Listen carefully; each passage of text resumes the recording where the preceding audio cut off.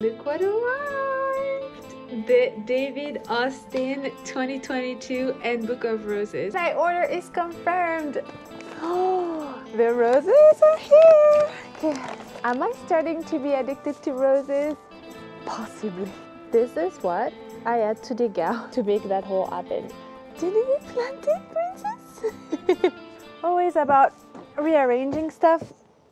Hi everyone! Today is a very exciting day in the life of the garden. If you follow me on Instagram, you've already seen that I received the David Austin Handbook of Roses for this new year. Look what arrived! The David Austin 2022 Handbook of Roses. I'm so excited. Let's open it.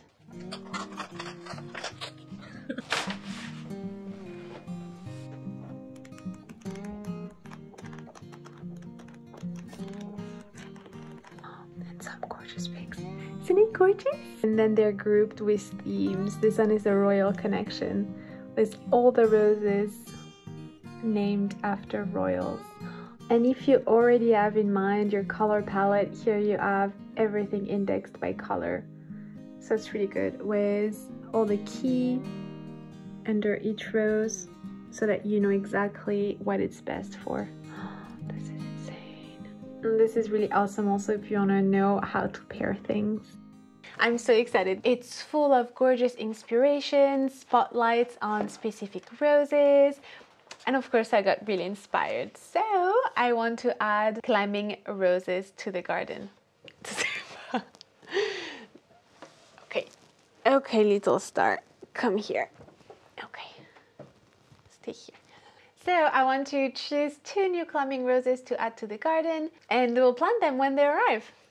I'm looking for 2 roses, one for the front garden. There's a big area of wall there that just gets morning sun, and I also want one in the back garden. I'm not going to pick Rambler roses because they typically bloom only once. They have one flush of bloom that lasts for 3 to 4 weeks. I'm after a repeat flowering.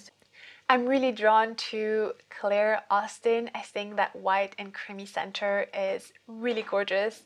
It says best for fragrance and best for health.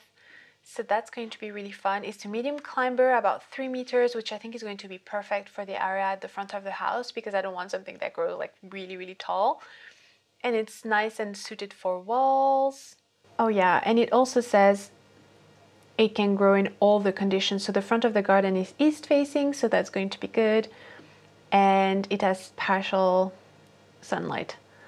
Let's have a look. Oh, this is just so gorgeous. Oh yes, with the brick wall, I think that contrast is going to make them pop, and also because it's a more shaded area.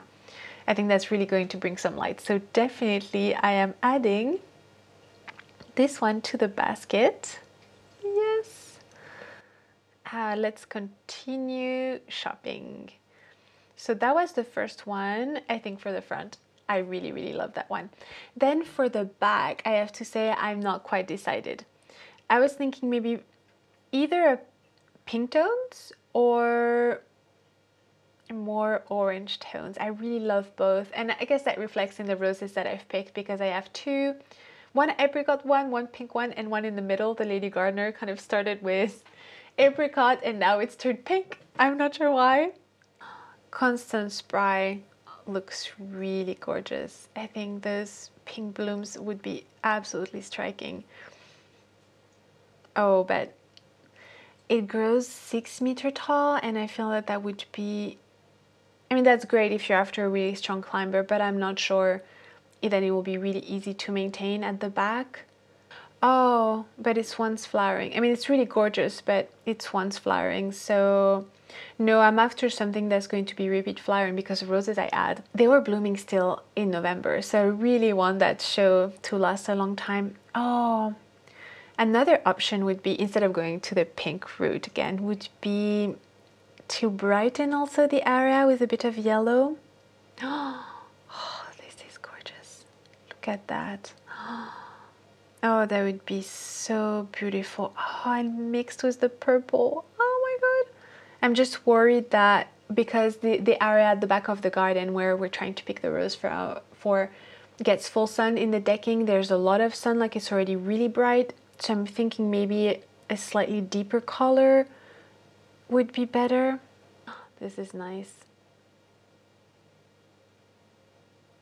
I'm just not enjoying those blooms as much. I think I really want a pink one. So that would be, this one is really lovely. It makes me think of wild Eve. I really love the cup flower shape. It says it's very vigorous and makes a wonderful climber in a short time. That could be really nice.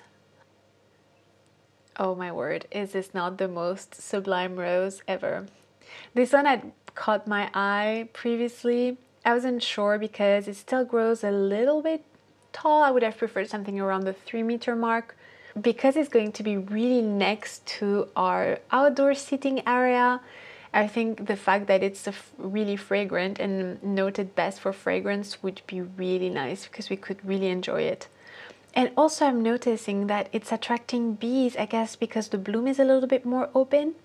So it's easier to get to the nectar. So that would be really sweet. Okay, I think it has to be this one. Let's go add to basket. And I was saying last year I ordered also some mycorrhizal fungi to help forming new roots and settle the roses, and I was really happy with the results. So I'm going to add some of that. And also I'm thinking, why not try, I think you could use pretty much any rose food, like food or fertilizer that's specified for roses, but I was thinking I may as well, you know, get the product from David Austin and see how that does. So I'm going to try that as well. Oh no, the rose food is out of stock. Let's continue to check out. You can use the discount code CASTLE to get 15% off until Tuesday, the 5th of April 2022. So if you were tempted, you now have 15% off. With the discount code, the roses are coming to £18 instead of £21.5, so that's pretty good. Yay! My order is confirmed. So I should receive those by the end of next week. So I'll be planting them next week and probably. So see you then.